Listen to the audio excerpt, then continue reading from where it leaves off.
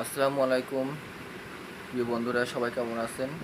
আজ জুম্মা মোবারক, সবাইকে জানাচ্ছি জুম্মা মোবারক, শুভ সকাল। তো যেখান থেকে আমার ভিডিও দেখছেন সবাইকে জানাচ্ছি স্বাগতম। তো যারা নতুন দেখছেন তারা অবশ্যই আমার চ্যানেলটিকে সাবস্ক্রাইব করে পাশে থাকবেন। তো আজ শুক্রবারের দিন, সবাই ফ্রি আছেন, তো সবাই কেমন আছেন জানাবেন। তো নিশ্চয়ই আল্লাহর রহমতে সবাই ভালো থাকবেন, দোয়া করি সবার জন্য। তো আজ শুক্রবার সকালে হয়তো সবার নাস্তা করা হয়ে গিয়েছে, তবে আমরা কিন্তু অনেকে জানি না যে সকালের নাস্তাতে কী করা উচিত। বাসায় যেগুলো হয় সাধারণত সেগুলো আমরা খেয়ে থাকি।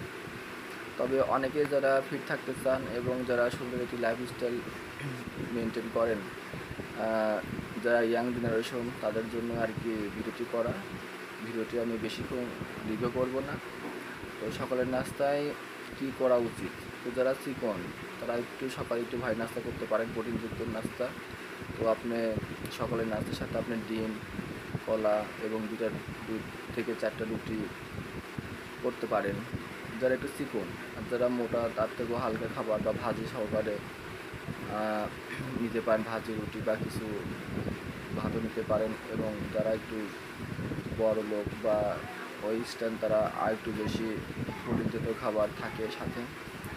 তো যারা কঠোর পরিশ্রম করেন তাদের জন্য আর একটু হেভি খাবার সকালে খাওয়ার খুবই প্রয়োজনীয়তা রয়েছে, কারণ তারা সারাদিন যে কষ্ট করে পরিশ্রম করে, তো তাদের জন্য প্রচুর শক্তি ব্যয় হয়। তো আমি বলবো যে যারা প্রচুর কাজ করেন তারা সকালে একটু বেশি করে খাবেন। সকালের নাস্তাতে একটু বেশি খাবার খেলে আপনাদের জন্য উপকার হবে, এবং দুপুরে আবার যে আপনি ভালো মতো আবার দুপুরেরটা খেয়ে নেবেন। এতে করে আপনার শরীরের যে ঘাটতিটা সেটা কিন্তু পূরণ হবে।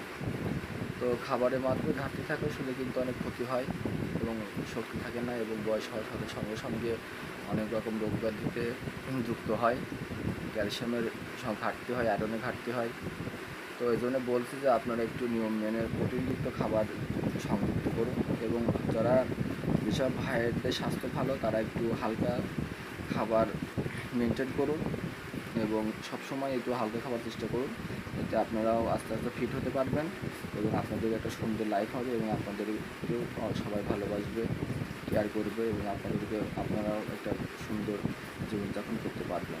আপনার মোটা বললে আমি তাই বলতেছি না, মোটা আল্লাহর দান, সবই তিনি যা চান তাই হয়।